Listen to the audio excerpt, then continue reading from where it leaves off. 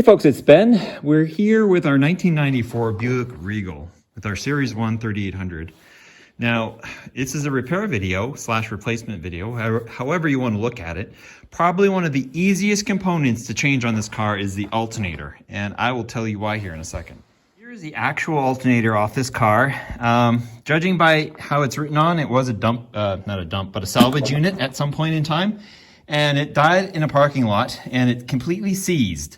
So not only does it not charge, obviously, it doesn't spin. And of course, that was figured out by it burning the belt as it went over this frozen pulley here. So in an effort to get something quickly done, I took this off my 96 Bonneville, and I'll show you what I had to do to it a little bit later on to get it to even fit. But long story short, it's too big. So let me show you how to change an alternator, and we'll go from there.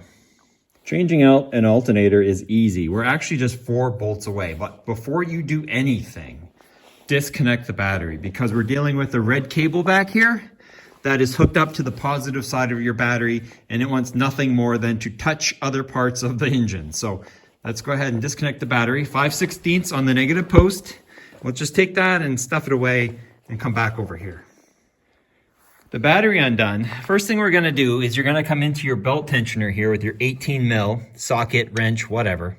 And this is the only bolt that I'm aware of that's a righty loosey, lefty tighty type thing. So it goes the other way. So if I go to take this bolt off, I'm actually tightening it, but I'm releasing the belt, and then I can just kick the belt off the alternator and then set it back. There you go. So our belt's off, and this alternator has no problem spinning. That's cool. Let's go ahead and take it out. We're down to, I think these are 13s. Okay. Let's pop these 13s out. They shouldn't, mine aren't in too tight because I kind of knew this would be a get me home scenario. An alternator ended up being about 4 days away. So as much as popular as these Series 1V6s are, the alternator was a bit of a bear to get. I'm glad I had the spare one. I'm gonna just set this up on the shock tower over here. And we'll put some anti-seize on these when we put them back in.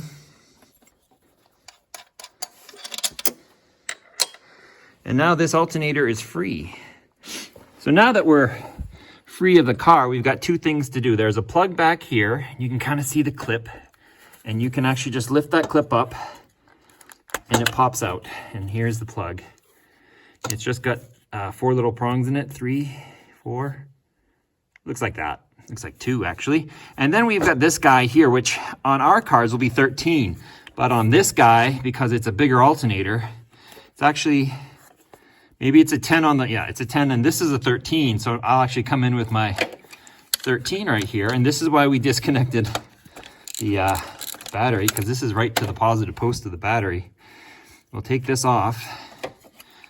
That little rubber boot is being a pain.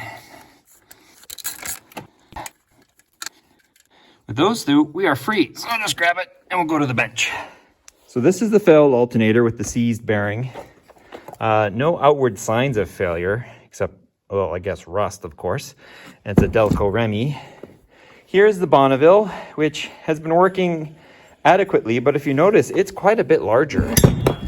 Physically larger than this one. It's got some cooling that's kind of plugged up. It was more of a deal to, you know, get this to fit in the hole. And the biggest thing is that you see it's cut right here. There's actually a 3rd arm that comes down, and there is another bolt hole. And so I took a hacksaw in the parking lot and cut that off so that it would fit in here. And then I actually purchased this one on Amazon, of all places. I don't usually buy parts on Amazon if I don't have to, but it was the only place that had it really cheap and good, per se. It's an AC Delco unit, for what that means, and it has a built-in Flint, Michigan sticker on it. So there you go, right? Go USA. So this is the replacement for this guy. It's 105 amp. It doesn't really matter, really. It'll be lots for what the car needs, and it's spinny, new, and no core required because it is brand new. So this one will have to go to scrap. This one will go back into the parts bin as a, you know, gets you home type deal. And then this is the one that we're going to be putting in now. Issues related to having an alternator that's too big is I had this plastic plate here, which you can see is now a little melty. I broke this nipple in the lower intake manifold because it was plastic and as old as the car was. And because the alternator pushed down on this hose, it broke the nipple. So that was another step we had to do to kind of get it back on the road, is fix the big coolant leak I just created. So by putting the pad there, it didn't cut into this hose. It's a little shiny, but that'll be okay. Now we don't have to worry about that. We have our connection that we put on and our plug, and I can bring my plug wires back down to where they want to be instead of being up on top of the manifold here. I think everything's good to go. Let's just drop this thing in. Let's do it exactly the opposite way we put it in. So this is a 10mm bolt, not a 13. There was a little piece of metal in the cable to make sure it fit up well, but you don't really need that if you're going to clamp it down good. I guess the biggest thing is to get this annoying boot out of the way.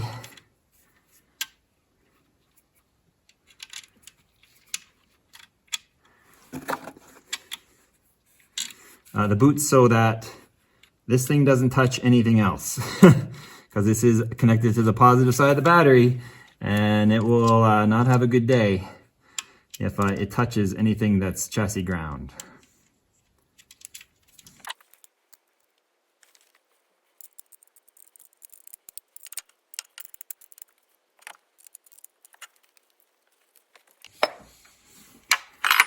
Now we got our boot that's nicely insulating everything. We're going to take our plug, which goes in actually on the bottom where it wants to be.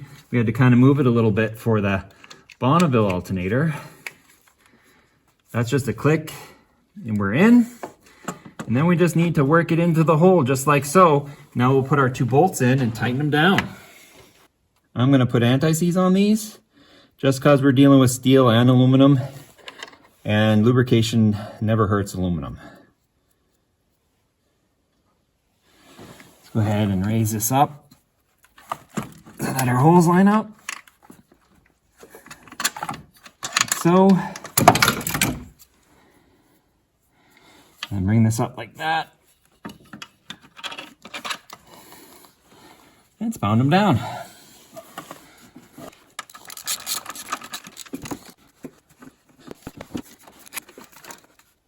Just snug that up enough to hold this thing in. Perfect. Try to keep my belt the way it was.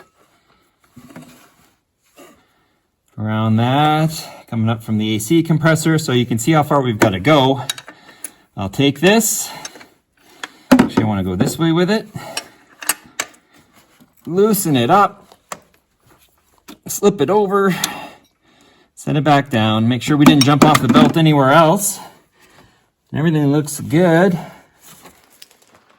Right, quick visual check. Belt's all lined up where it needs to be. Perfect. Alternator's there. Bolts are tight.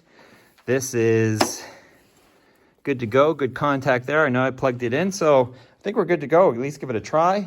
Let's come back over here. We have our negative terminal to reconnect. And with this car, we have an underhood light to let us know that it's connected. We have gremlins in this car we're working on, so we'll be doing some more work after this. Over here, that's why we kind of have some parts kind of skewed around. I think we're going to be doing some junkyard replacements. There we go. That's all set. Now let's go ahead and get our wrench out of here and give it a start. Okay, here we go. There's all that stuff. We care about that one there, the voltage meter.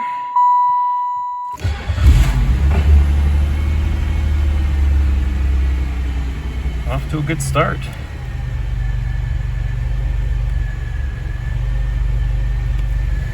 And currently no other lights on.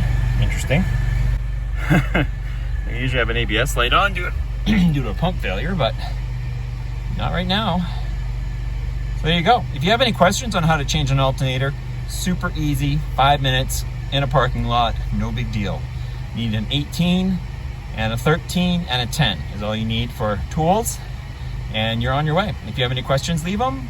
Comments, ask them. That's backwards. Thank you for watching, and subscribe to my channel, Turbo231, for more exciting videos. I don't want to gas myself in the closet here, but finally the kid's got something more reliable. Boy, that's way too shiny for this car.